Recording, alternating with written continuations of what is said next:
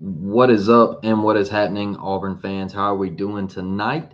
I'm your host, Blake Lane, and welcome in for the ninth episode of Auburn Primetime Live. There's a lot to talk about. I just kind of threw this one together, but as we know, the current situation with Auburn NIL and not only just Auburn, but around the country, right? And everything that is going on with the clearinghouse and we've been so active in the group chat that we have on Twitter, and just going back and forth on what we feel like is going to happen and how all of this is going to play out. Is Auburn right? Is John Cohen, is he right? Is Hugh Freeze, is he liking the way that Auburn is going about this, or does he want to be more active on the recruiting trail, or is he okay with playing the sit and wait game?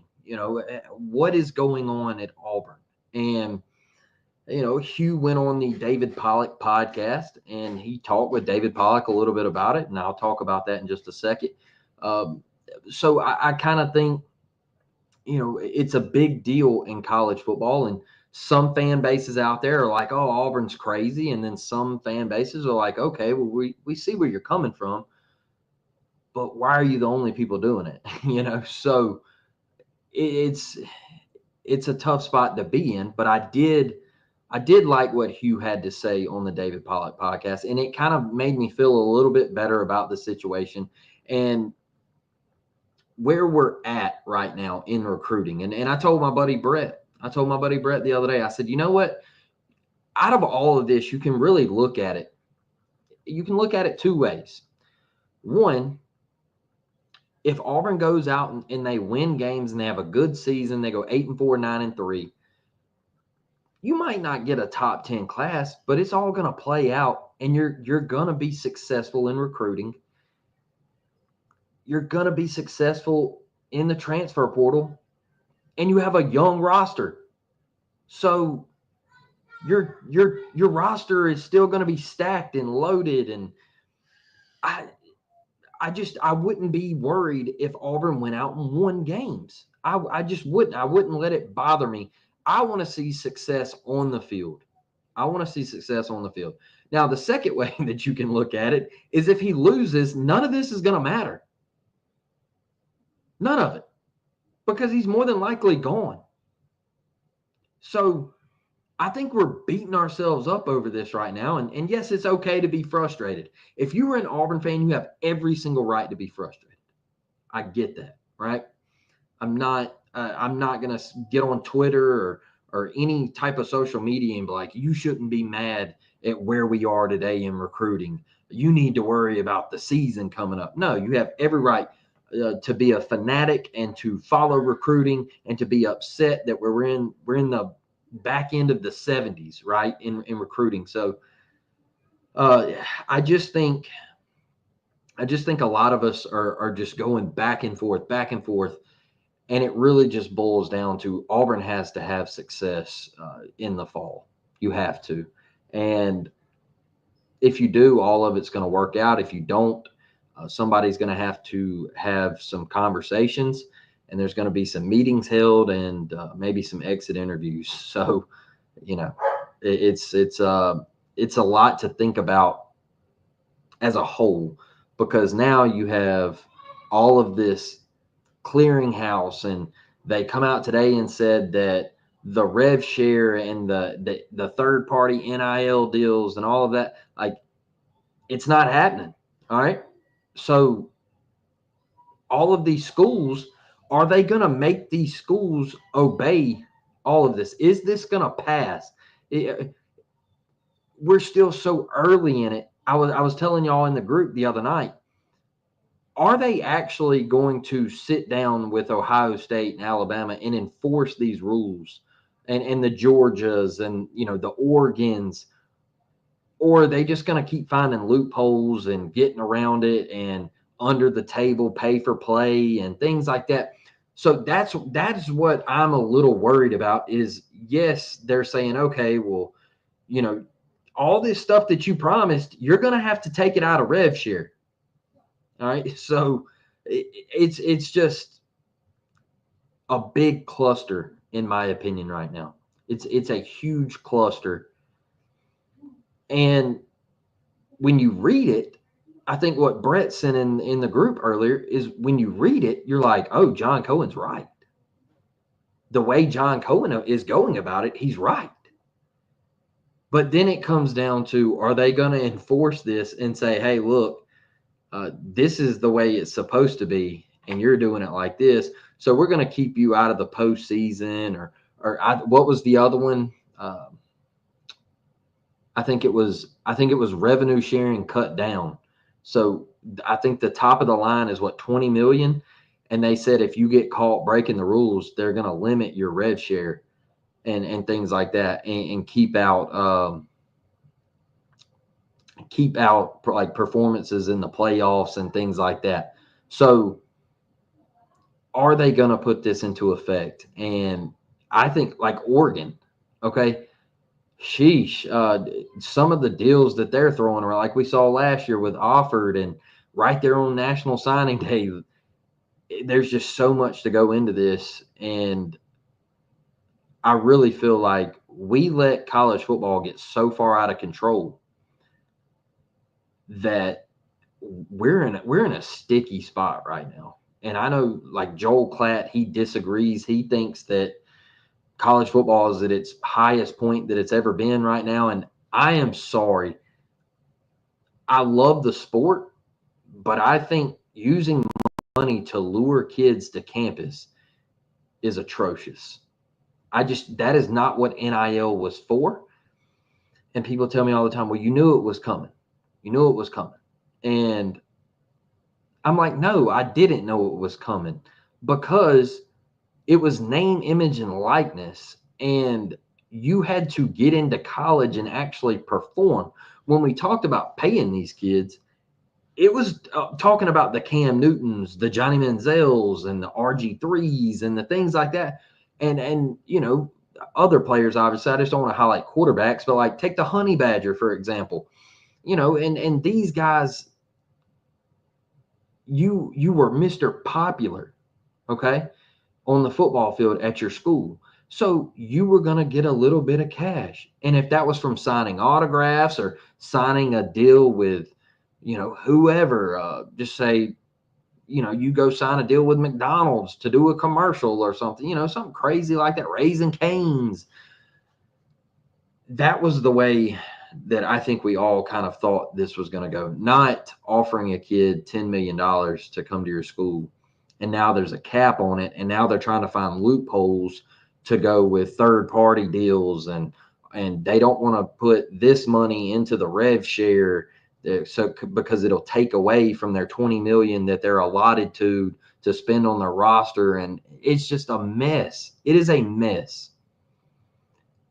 And I was telling you all the other night in the group that I just don't see them hammering down at first.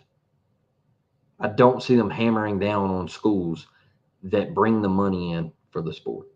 I don't. I was listening to a TikTok live today from a guy who runs a really, really popular podcast. And he said, what are people going to do when they flip their televisions on and there's no Georgia, there's no Alabama, there's no Notre Dame? And he just started listing all these schools. He was like, none of them are in the playoffs. He was like, what are they going to do? He's like, they're going to click, go do something else. And he's like, it's bad, He was like, but they bring the money to the sport. And that's why at first I just don't think they're going to hammer down on these schools behind the scenes. I think they are, and look, I think they're full steam ahead. But look, I think what Alabama did is I think they felt pressure from Auburn last year, right? Auburn kicked their tail in in-state recruiting, and they basically said, hey, look, we didn't have the season that we wanted. We got to go full steam ahead, and we have to figure out a way to stop Auburn. We have to figure out a way to stop Auburn, and we have to do it with anything possible. And so I just hear me out on this. I think this is where Auburn fans are kind of frustrated. and I was thinking about this about 10 to 15 minutes ago, is Alabama changed their recruiting style, and obviously it's paid off. I think I told y'all earlier they got crystal ball for another 4-star edge. It's paid off. Now, we know all of this is a cloud lingering, right, with the collectives and all that. But they said, hey, we got to go kick their tail to get the state back because we're beating them on the field, but they've got us off the field in state. And Auburn took this approach to sit back, let's play it the right way. And that is why I think these fans are so upset, is because it's not about Auburn sitting back and doing it the right way. They might tell you that on Twitter. It's about Alabama stacking up these recruits and Auburn being way in the back. That's what it's about. They're not mad at Hugh Freeze and they're not mad at John Cohen. They are mad because Auburn is trying to do it the right way and Alabama is full steam ahead and they are getting anybody and everybody right now. So that brings me to the David Pollack podcast. Okay. Like I said, I think that's why a lot of Auburn fans are upset. That brings me to the David Pollack podcast. And I scrolled upon it today, this afternoon, when I was on YouTube doing what I usually always do when I get home from work and everything. And I like to listen to a college football podcast. And so I click on it and I'm like, okay, well, I want to see what Hugh has to say. First question, y'all, what do you think it was about? Hugh playing golf. Hugh playing golf. First thing they asked him, man, the golf game. And I'm like, here we go, brother. So it's going to be asked next week at media days. It's coming. Everybody's going to stand up and they're going to ask Hugh about SEC media, about golfing at SEC media days. And Hugh Freeze said, I love to golf. But I have never missed a camp. I have never missed a recruiting pitch. I have never missed a phone call. Nothing, a text, nothing when it comes to recruiting. Zero. I have never missed anything. And you could tell he was tired of the golf stuff. One thing I'll say about this, and I think I said it I think I said it Tuesday night. I kind of eased it in there, is Hugh Freeze has played golf multiple times while he's been the head coach at Auburn during the summer. I even have proof from last year of me making a status saying, there goes, everybody was on him about being on the golf course. I said, there goes golf course Hugh. Coaches have lives too, all right? And they have hobbies. You don't think Nick Saban and Kirby Smart and Josh Heupel and all, you don't think Josh Heupel plays at the best golf courses in the state of Tennessee? You're crazy. Yes, he does. Yes, he does. And these players will tell you, and these former players and their analysts now will tell you that, okay, what's the difference between Hugh playing golf and Nick Saban taking his team out on the lake and driving them around in a boat while they're riding the tube from behind? I mean, what's the difference? There's no difference. It's what they like to do, and that's cool. That's cool. I don't get the whole golf thing. It is what I think. It's just a thing for people to get on and try to drive into the ground and attack him on another thing. And he was like, man, I don't even do social media anymore, because he was like, I'm just done with it, right? You could tell he was truly fed up.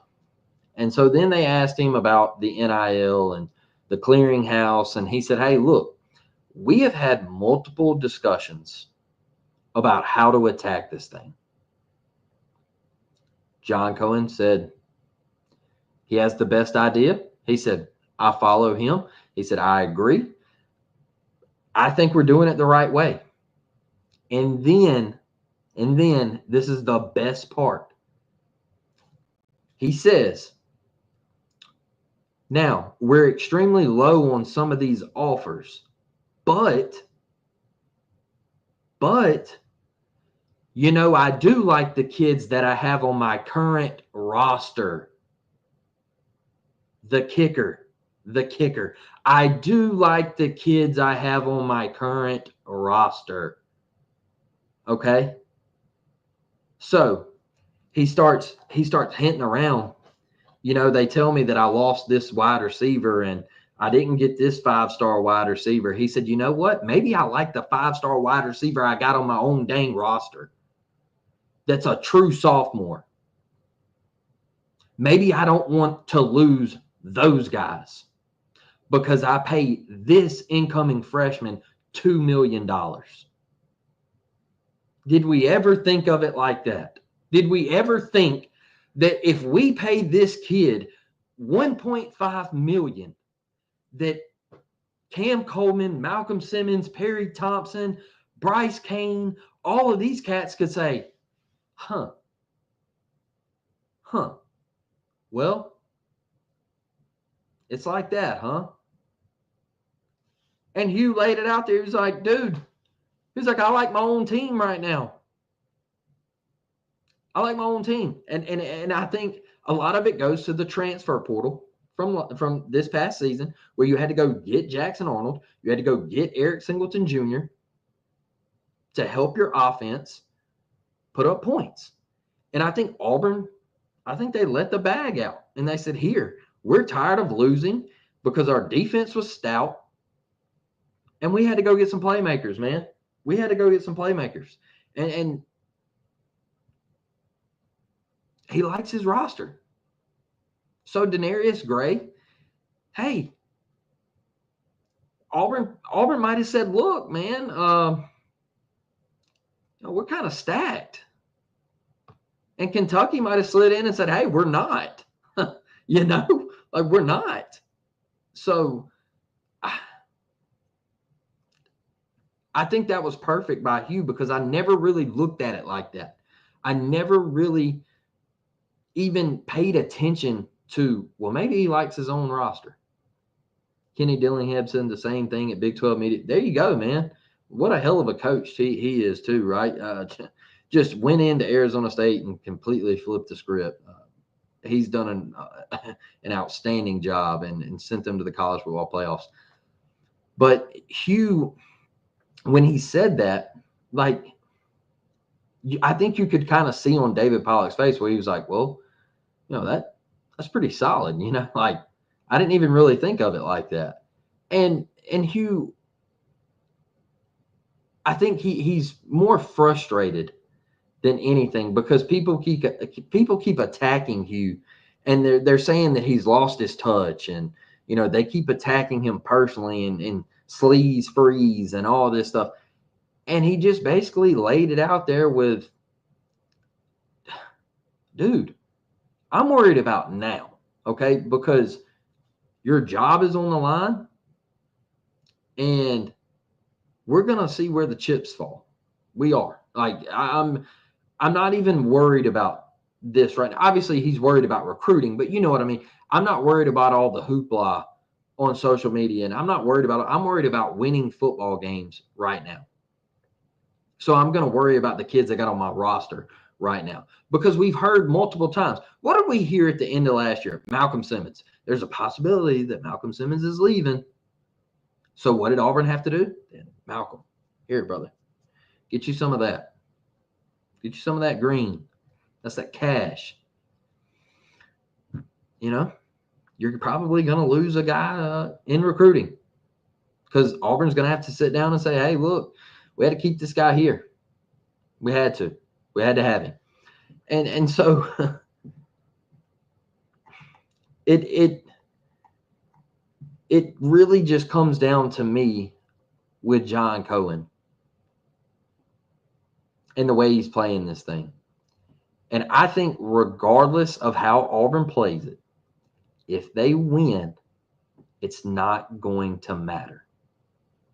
If they win, they are going to be A-OK. If they lose, discussion time. So I'm with a lot of you in the group chat. Let's just see how it plays out. Let's just see how it plays out. Because I told y'all up front, I am frustrated. I'm tired of losing. I hate it. I get tired of getting on social media and seeing Auburn getting blasted. Getting blasted. And I'll tell y'all this. I get on TikTok today. See Locked On Mississippi State. He says, man, the Iron Bowl is the most overrated rivalry in sports. So okay, let me hear your take, man. Let me hear it. And he said the game has had 2 bright spots in 30 years.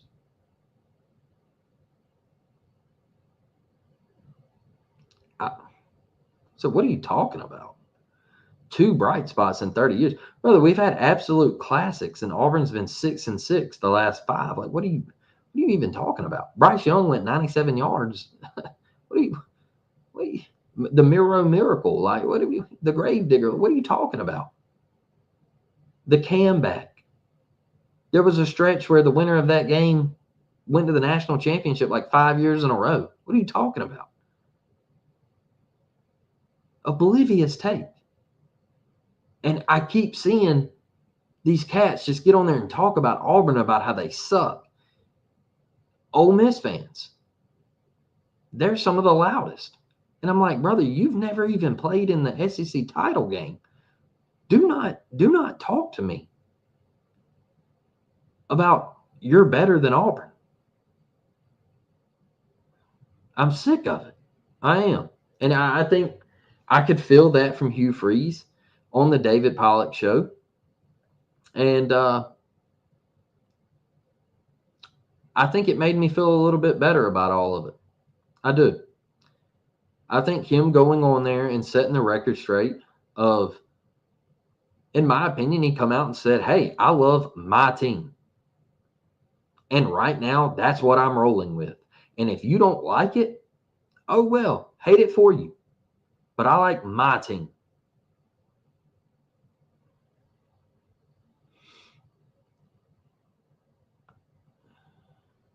Thomas, I appreciate the $5 super chat, man.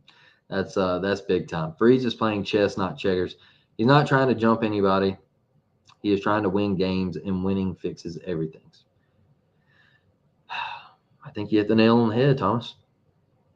I think you hit the nail on the head. He is trying his hardest to win games, man. And I'm so glad I come across that show. And I'm so glad I took the little 10-minute time to watch it and watch his interview. And I didn't think it was word salad. I thought it was real talk. I thought it was him basically coming out and saying, hey, I'm exhausted about all of this. I'm exhausted, man. And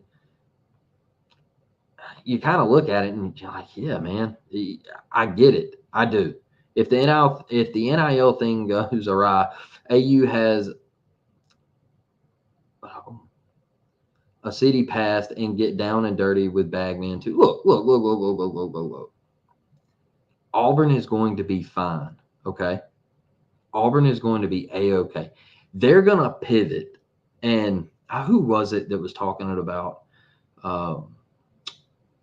Wasn't it Tyler Siskey? Y'all, I think he was talking on his show the other day about Auburn pivoting. And he was like, look, man, he was like, you're crazy if you don't think Auburn's going to pivot and they're going to pull the rabbit out the hat. And he said, if Hugh Freeze goes on and has a great season, he said, you're going to look up and be like, oh, there goes Auburn. There goes Auburn. And he was like, Hugh Freeze recruits, man. He was like, that's what they do. And there you go. Like, it's just another thing I get tired of seeing is everybody's like, oh, man, it's the bag man at Auburn. They just don't want to see Auburn lose. They don't want to see Auburn win. I'm like, yeah, dude, they're just paying millions of dollars to keep seeing losses pile up, you know? Like, no. I know people think Hugh is soft when he says he doesn't feel pressure, but I think he's got the right attitude. He obviously wants to win. He doesn't need the outside noise to know he needs to win. I don't think I'm with you, Devin. I really am. I don't think he feels pressure. And one thing one thing about this is I don't want to sound kind of, I guess you say soft or whatever, but to say he feels pressure over football right now is kind of crazy because he has uh, one of the worst diseases to ever touch this earth. Like he has one of the worst sicknesses to ever touch this earth, and he is dealing with that right now. So I think that is, at the end of the day, that is way bigger than anything we're talking about. And so I really think the whole going at Hugh and just I think we got to stop, And I'm not saying it's any of you, but I think as the Auburn fan base, like we got to chill out because I don't think he feels pressure. I think he knows what his team is about, and I think he knows this is the year. That's the reason he's not panicking. But I think he also, in the back of his mind, he has life things that he has to deal with too. I think he has things in life that he has to deal with. And so, pressure about football, nah, I don't think he's got pressure about football. I think there's other bigger things on his plate right now than just football. And so, I just, I don't know. I think Hugh knows what he has, and I think he knows what he has in his back pocket. And I think he knows this team is going to get it done. I think he's been more confident the last couple weeks than I've ever seen him at Auburn. I'll say that. I think he's been more confident in just the last week and a half than I've seen him at Auburn in his time at Auburn. And he doesn't look like he is just completely stressed out. And because I remember those post-game pressers in year one and year two, where a year two was a little bit better, but year one, it just looked like, man, he was miserable. It doesn't look like that anymore.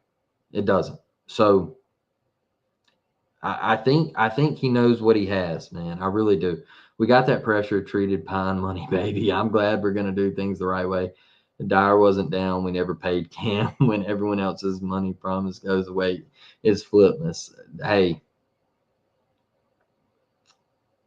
it could happen. It could happen. And the thing with Alabama too is like Alabama and Georgia. That just take Tootle. I'll take Tootle at Georgia. All right. Let's say all of this goes down and we like how we think it will. Just say they offered Tootle something that they couldn't hold up to, and Auburn was sitting there the whole time and they're saying, told you. That could come into play. That could come into play. And then the whole time, just hear me out. The whole time throughout the season, Auburn is winning games. And Shadarius says, man, they're winning over there. They're starting to win. Hugh's got them rolling. DJ Durkin's got them rolling. Man, I'm telling you, that plays. It plays. He's confident in Ja, that's for sure. The way he talked about him on the Pollack show made me realize that. For sure, dude. For sure. Look, that's one big reason why I said I think he's very confident in what he has in his back pocket. And in his back pocket is his team and it's Ja. All right. Jackson Arnold. I'll tell you another thing is I talked to a lot of Oklahoma fans. And Oklahoma is really, really high on Jackson Arnold. Majority of their fans are really high on him. And they wish him nothing but success until they play each other, right? But Hugh, he's being very, very quiet right now. And what is Auburn when they're quiet and they're behind the scenes? That's when Auburn is the most deadly. That is when Auburn is the deadliest, is when nobody's watching. Auburn sneaks up, bang. That's it. That's it. Just saying the Auburn Fights home with my 5-year-old at bedtime. We're going to be all right. It's always great to be an Auburn Tiger. For sure, Devin. For sure. Hugh and staff has the relationships in place with these kids. That's another thing they keep hammering on. Y'all. Hugh always says in every interview you see, Hugh always says, well, the relationships are still there. Like the trust with the parents and the kids. And he's like, all that's still there. So everybody's counting Auburn out. They're like, oh, Auburn's done, man. They're done. And Hugh's just like, let us get out there and win a couple games. Let all of this play out. Let all of these contracts or whatever, and we're going to be just fine. So I'm super glad I come across that interview. I stumbled upon it and just watching Hugh, and he looked pumped up, and I hope I see that same energy. At SEC Media Days. I think I will. John not being available for spring reminds me of how they did things with Cam Newton. Great point. That's a great thing to bring up. And I'll tell you this too. Jackson Arnold looks to be having a ton of fun. He looks to be very, very comfortable. And I don't want to harp on Peyton, but if you remember, however long you've been watching me do this podcast deal and talk about Auburn football, and I always used to say about Peyton, he never looked comfortable. He never looked like he was having fun. In-game, practice clips, whatever. He never looked like he was enjoying himself. When I see dudes do this on the sidelines, 9 out of 10 times, I'm like, something's bothering you.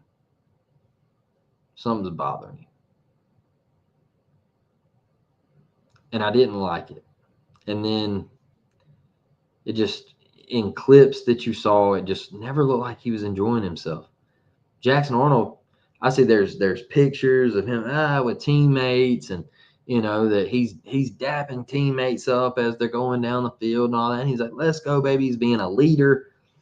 I think Hugh looks at that and he's like, man, it feels a little different. It does. It feels a little different. Devin says, I like that Hugh builds relationships and doesn't focus on the money. He knows what is really important. Yeah.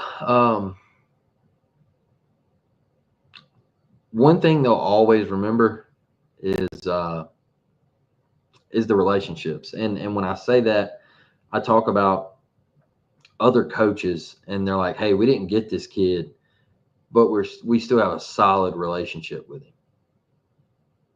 A lot of coaches are like that around the country. They're not just going to give up on a kid because they lost him to another school.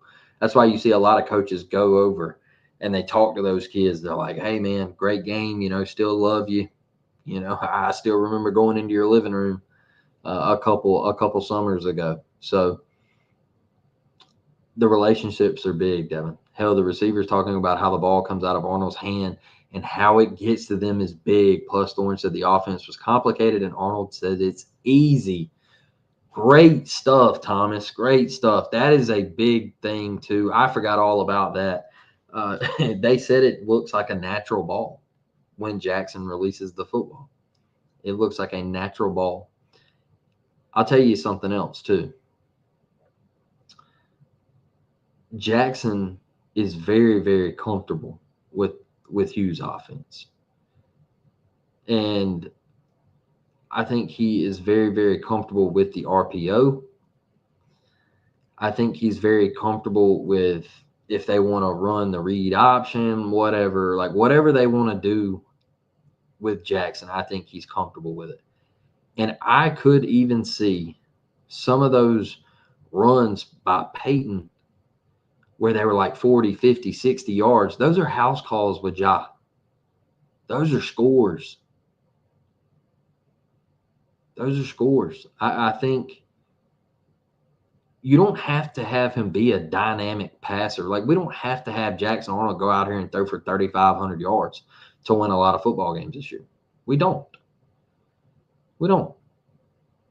You go out and throw for 2,800 yards, 25 touchdowns, a couple picks. Dude, I'm taking that all day because this defense is going to be absolutely nasty. I don't see a whole lot of scoring happening on us. I really don't. I don't. Freeze's golf bag phone is going to be ringing off the hook after Auburn Suns Baylor 42-10. I hope everybody went and watched the simulation. We posted it on the channel last night, and Auburn spanked them. Auburn spanked them. Josh skipped the Manning passing camp to throw and build relationships with the wide receiver corps. That's right. That is right. I remember asking Mike G about that, and Mike G thought it was a very, very big deal and a confidence booster to the offense. And I think he saw it as you come in, you don't really know a whole lot. You don't know the guys, the chemistry's off, but you come in and you say, hey, look, I'm not going to go for myself. Okay. I'm going to put that's an internal decision that Jackson Arnold had to make. That is a personal pick of his. He could have said, hey, put me first, go to the Manning Passing Academy, and put myself, my draft stock ahead of this team, and he didn't do it. He didn't do it. Could Ja beat Georgia? Absolutely. We get them at night in Jordan-Hare. Come on, Daniel. Come on. I know you got with a better attitude. Come on now. I think you can, but I have to see it to believe. Well, yeah, we all have to see it to believe it. Daniel, they beat the hell out of us for the last 20 years, pretty much. So Daniel depends on the team around him. That's true. How well are we playing at that point? Did we get out to a fast start? Jordan-Hare is going to be rocking. Has Jackson Arnold playing? Is he playing well? Is he not turning the ball over? Does he still have a tweaked ankle? I think I would be more worried about like the hammies and stuff because that's what he was having a problem with around A-Day and things like that. Is like they were kind of worried about his hamstrings and he was tight and all that stuff. So did he ever have a tweaked ankle? I don't know. All I ever heard was he was having hamstring issues and not really like the pull of the hamstring. It was just like tightness. They didn't want it to lead into. Yeah, Daniel said I meant hammy. Yeah, I think he's going to be good to go. That A-Day was, that was weeks ago. So I think the hammy's going to be good to go for next month. And I think he'll be 100% healthy. So look, y'all, we talked about NIL, talked about recruiting. We did get a big linebacker commit, all of this negativity. And I'm pretty sure it was Brett who popped in the chat the other day and said, hey, we got a linebacker commit and it's not August 1st yet. And, look, these kids still want to come to Auburn. And Adam Balagoon Ali, or however you say his name, he 3-star, 4-star, whatever site you want to look at. I don't really care. ESPN has him as the number 1 inside linebacker. I don't care what you want to look at. Doesn't matter to me. Okay. What I like to look at is what other people have to say about him, how talented he is, how athletic he is. He plays high caliber football in the state of Florida, plays in big time games, can cover, can move side to side, can come downhill. And the biggest thing for me with him is they asked him, like, why Auburn? Why Auburn? With all of this going on, why Auburn?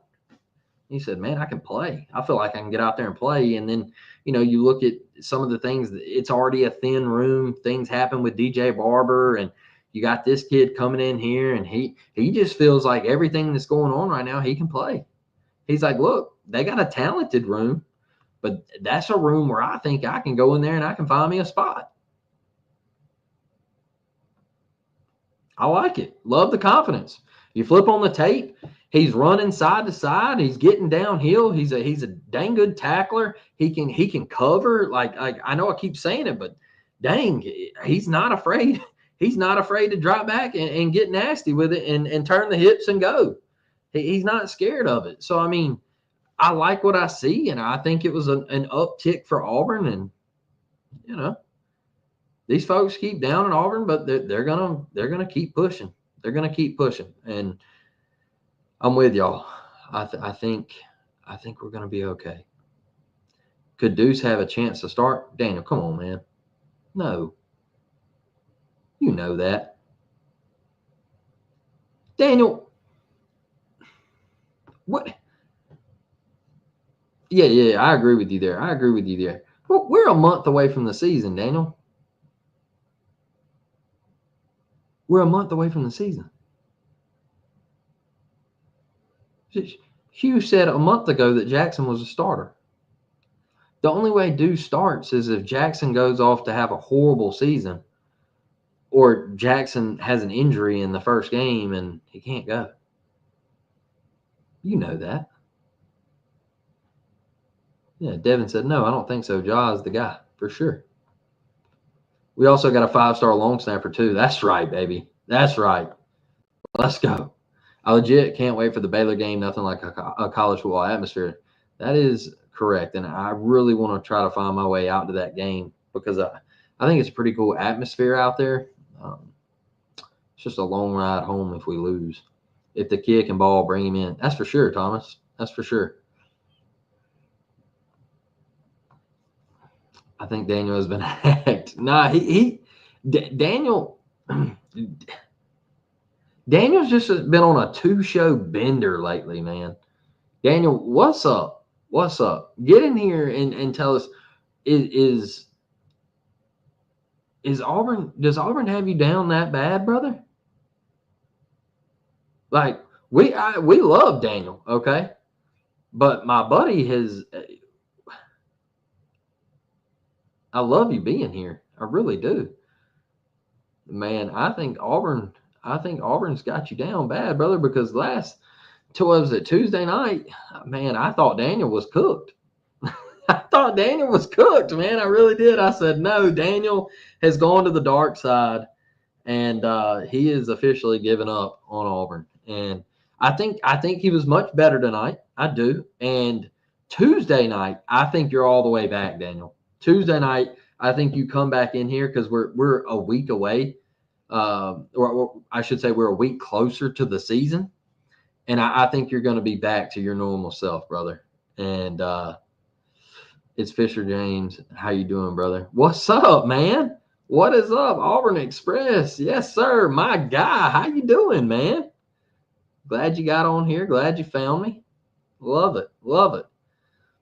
If any of y'all come down for the game, y'all should come to my house for some barbecue and more football. Love that. Appreciate the invite, Miss Devin. Appreciate the invite. Oh, Waco, Texas. You know, the last trip I took out to Texas wasn't successful. So that also is playing in the back of my mind for another long ride to Texas.